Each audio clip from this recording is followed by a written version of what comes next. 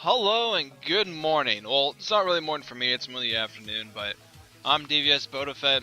Today I want to talk about Wildstar, but most importantly, I want to talk about a very important topic in Wildstar that I know a lot of players are kind of asking themselves. They're kind of like, what what class or what should I pick? What's good? What's OP? What fits me the best? When the game comes out, what should I really level up to max level first? You know what? This really changes from player to player. There, I personally think that there is no set class where it's like, oh yeah, you pick this and you'll be fine in every raid or dungeon you go in. I just can't see it that way. I've been looking at all the skills lately and really checking on the forums. Excuse me one second. Let's just reduce this a bit. Yeah, I've been just checking all the forums and really just kind of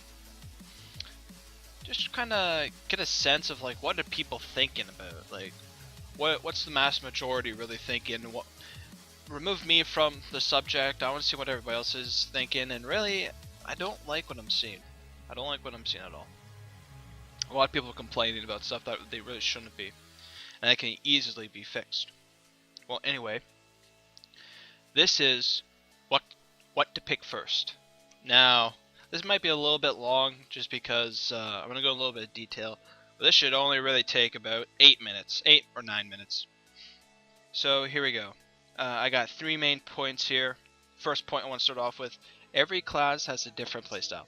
Now this is true. I have played almost every class in the beta. I did not play Spellslinger, I believe. But I saw, I've been seeing a hell of a lot of Spellslingers, so I was like, I won't touch it. I'll just ask what people think about it. And yeah, that's really the best way. But here we go. Every class has a different playstyle. This is so true, so true.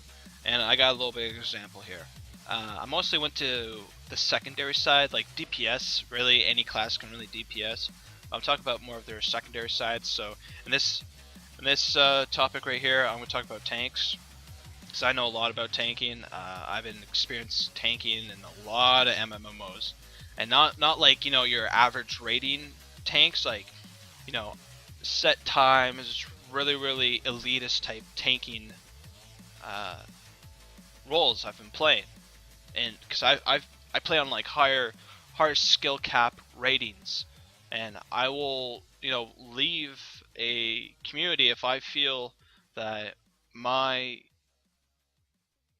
level is just far superior. For example, in World of Warcraft, I was a Red Pally? Yeah, I was a Red Pally. And literally the whole raid could not happen unless I was there.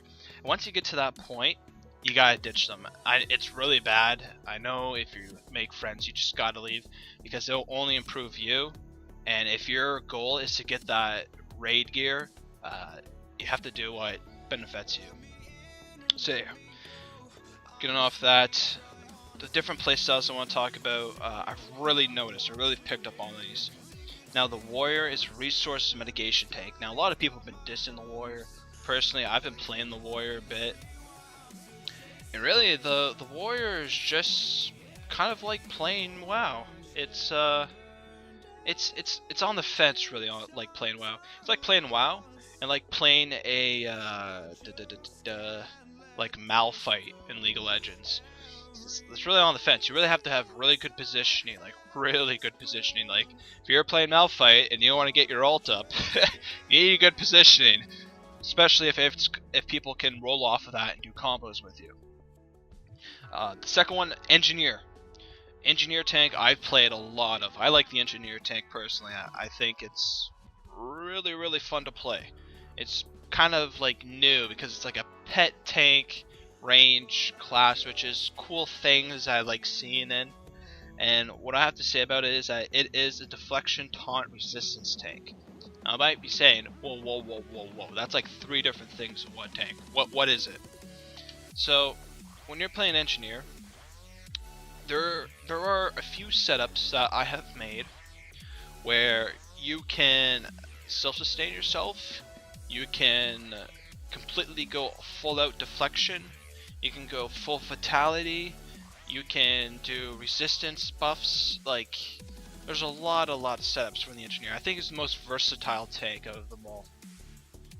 Plus, he wears heavy armor, so he gets the full benefit of heavy armor stats.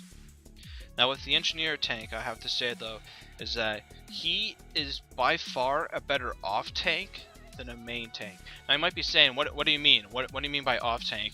He just wears like less armor and does more damage? No. I'm talking about he's a better support tank than he is a main tank.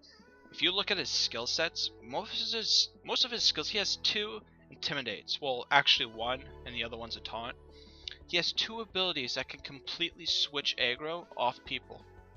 Now I might be thinking, well, you just use that as a normal rotation, you know, keep your aggro up, because, you know, with engineer you can kind of like do massive bursts of aggro if you know how to do the rotation right. Yes, but he's better as a support tank.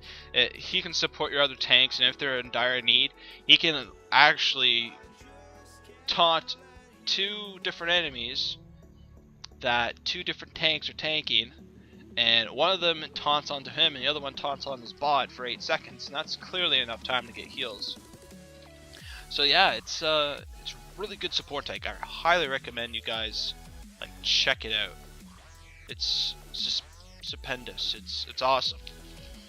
So yeah, the Stalker, I said he's an invasion lifesteal tank, which is very true. You know, he does have some mitigation. I've been playing around with the Stalker a lot, and I actually like Stalker tank. I find it's a lot of fun, especially when you get that invasion factor. Like, when I played the Stalker, I consider myself Wolverine. It's really cool. The one thing though is that if you're gonna play Stalker, I've been watching a lot of raids. I've been watching Zybak's Tainted D raids. I also been watching I think his name's Trillion.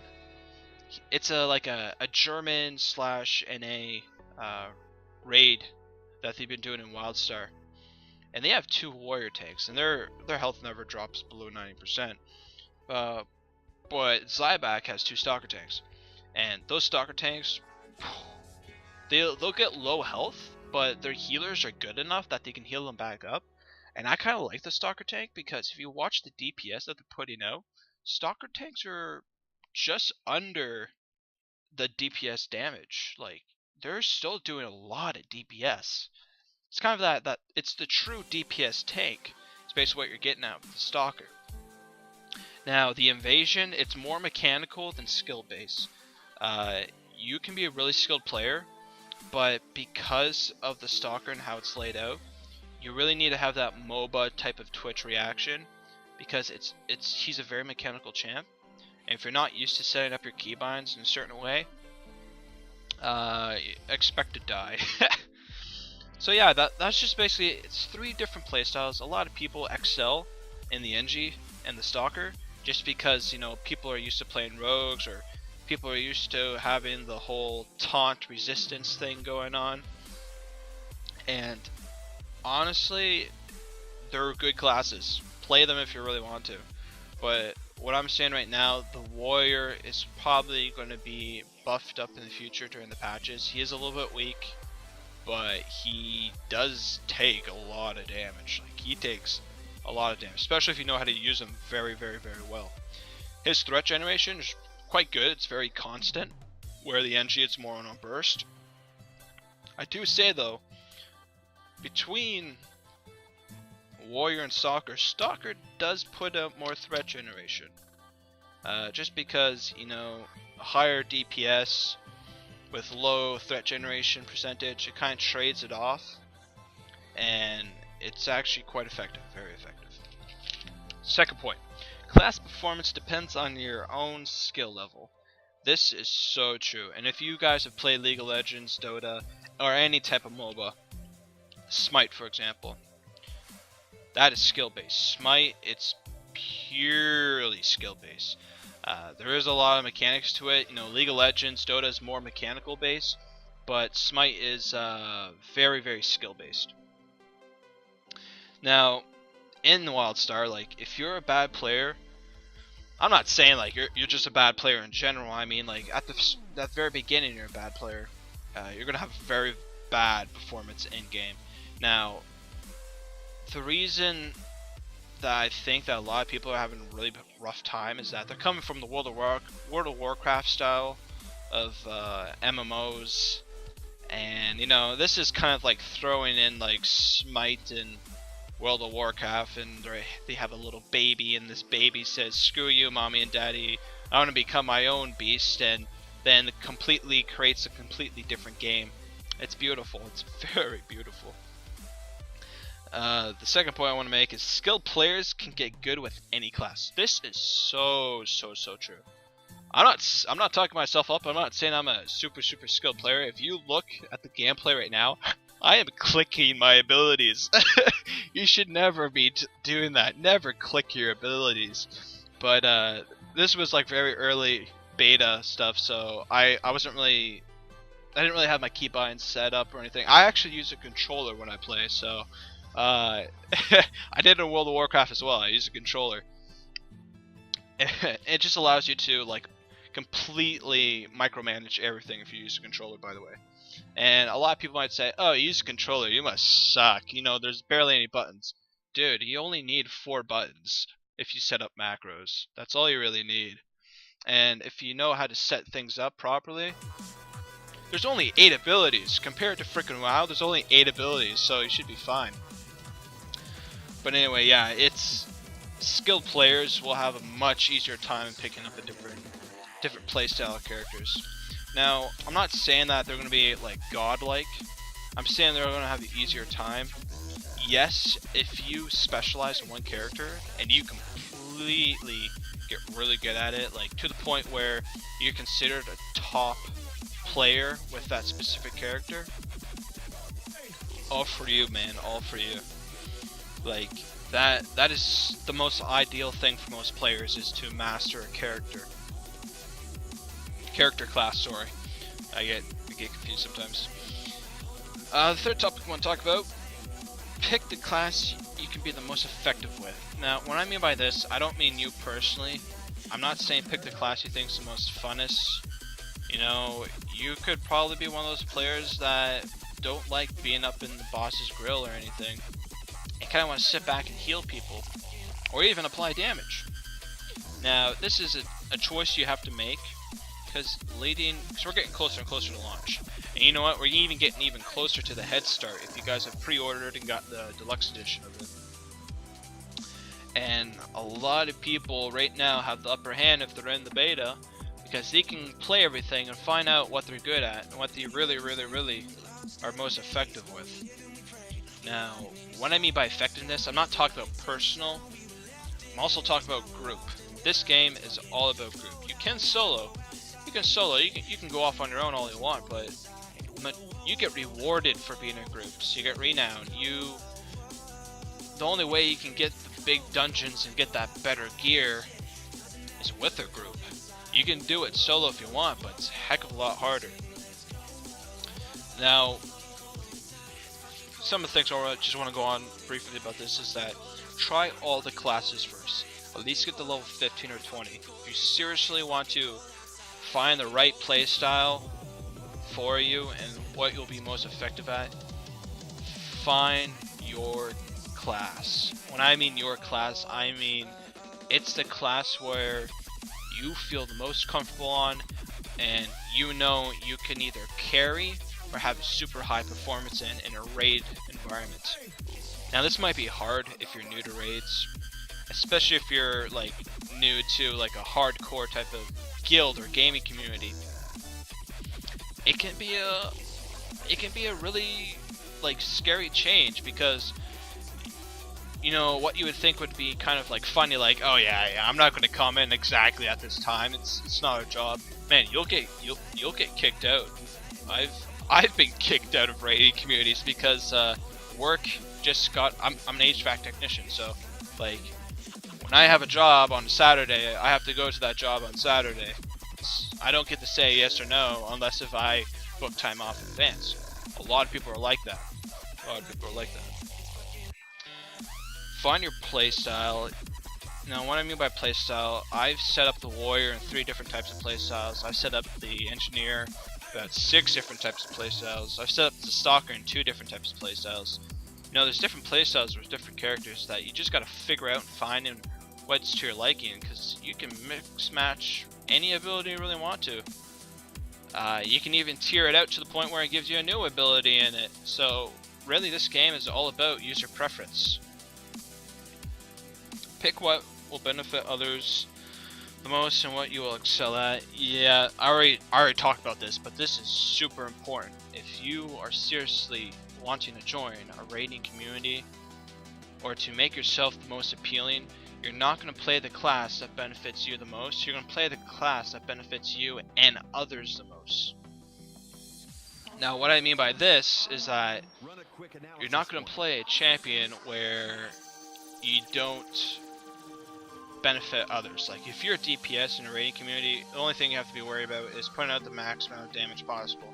But if you're a healer or a tank, your priority is not yourself anymore. It's everybody else. You don't care about yourself. You care about others. Especially if you're a healer. That's your whole job, is to heal everybody.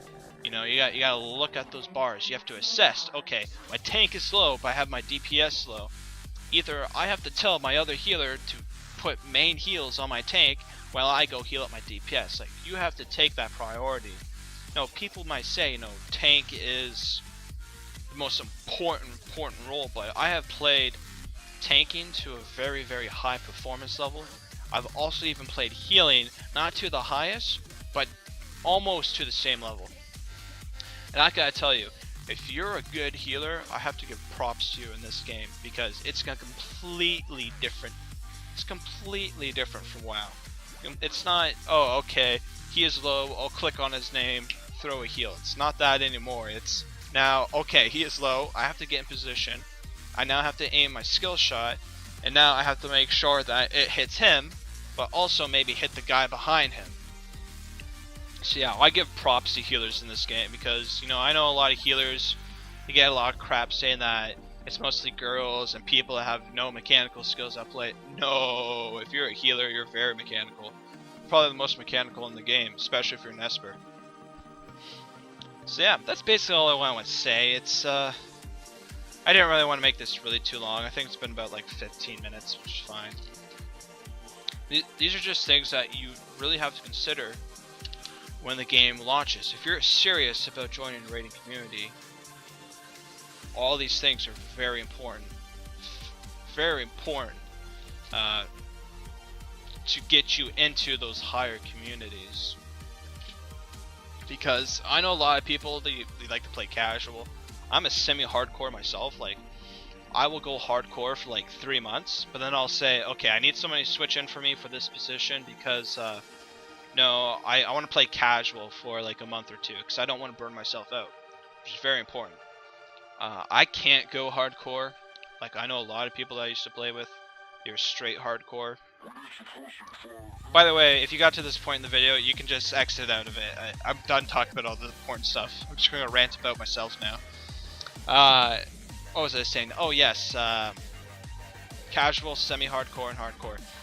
Yeah, if you're going semi-hardcore, it's because you know, as an experienced player, that it's good to take breaks so you don't get burned out. I've been a part of hardcore communities, and I think after 8 months, I stopped playing WoW. I think I was a part of, gosh, I forget this name. I basically went in and out of raid groups, by the way, because I was playing a tank in World of Warcraft, and when you play a tank, usually you don't switch up your tank if you know them or they're quite good. You usually try to keep them. You even try to make sure that they don't even leave. But when you're coming in and out of different communities and you're a tank, you know, people don't know you and you're fresh, those type of tanks really do come and go. Like, they can sit on a bench for a very long time before they even get into a raid. And the one thing I really like about semi-hardcore is that, yes, you know, people are serious to like show up at this time and have everybody ready so we can start. But at the same time, if you don't want to raid tonight, that's perfectly fine. Ask somebody, say, yo, spots open up. Do you want to start some raiding? Spec to this. This is what I use. Make sure you have these things, and make sure you tell them that if you're new to raiding or you're not confident, so that they can tell you what to do. That's perfectly fine, especially in a semi-hardcore community, because I think those are the best communities, personally. Just coming from not just World of Warcraft, but EVE Online and frickin' what else? I can't really say much about Star Wars. I barely played it. So what was another big one I was in?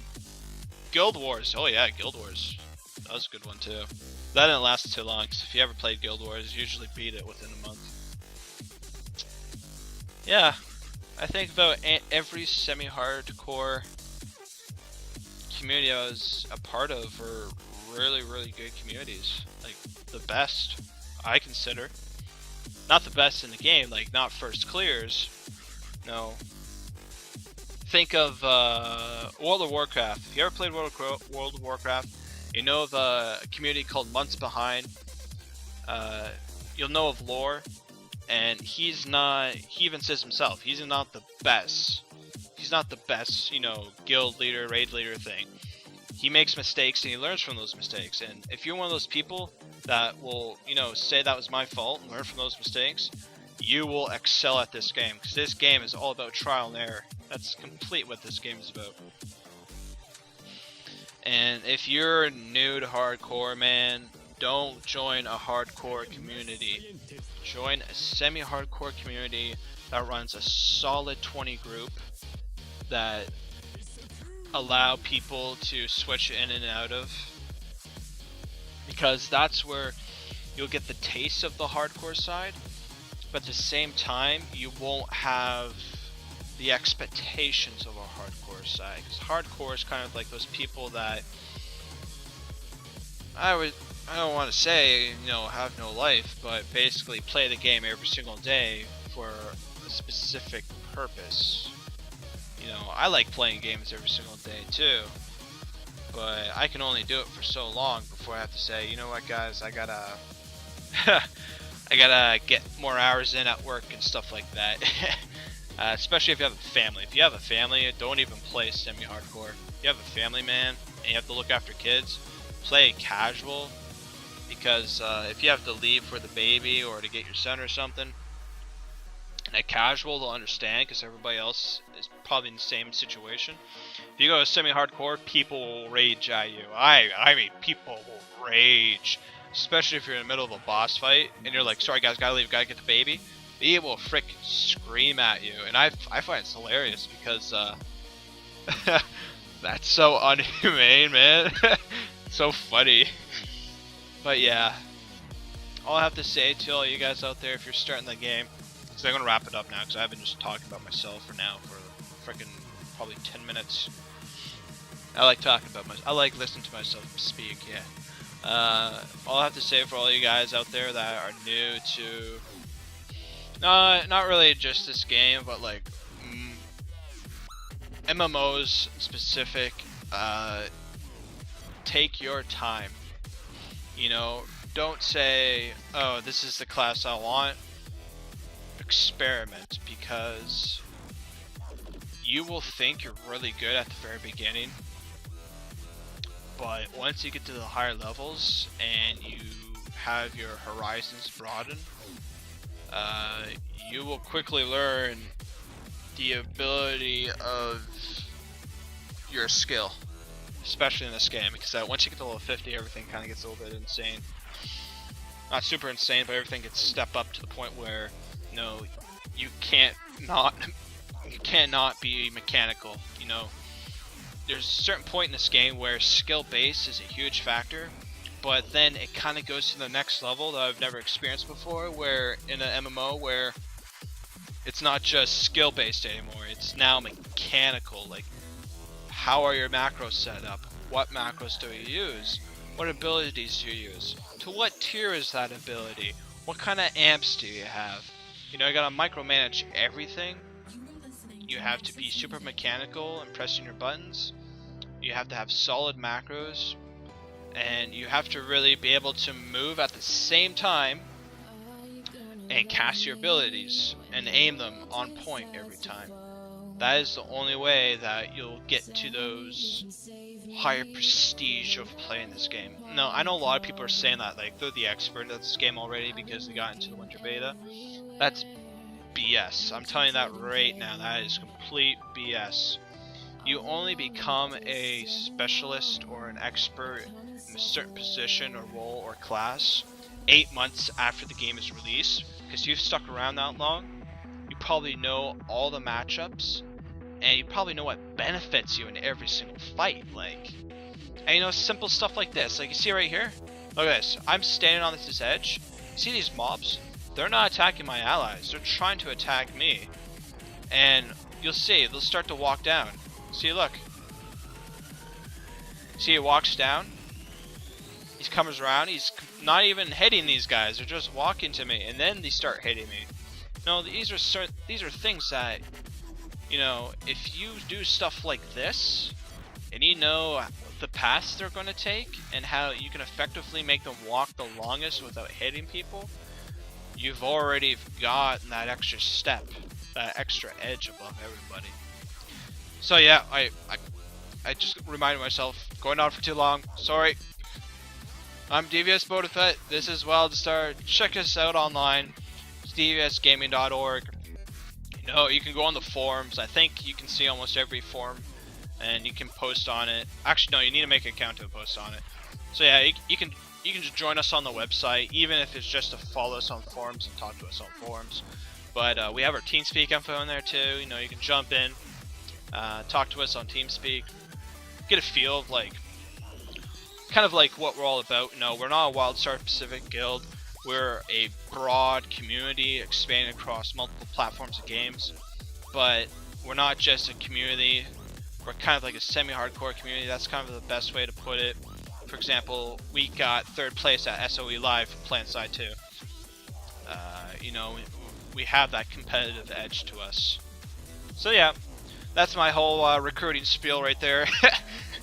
Check us out. You know, give me a PM and message, private message in game. Oh, it's actually a whisper.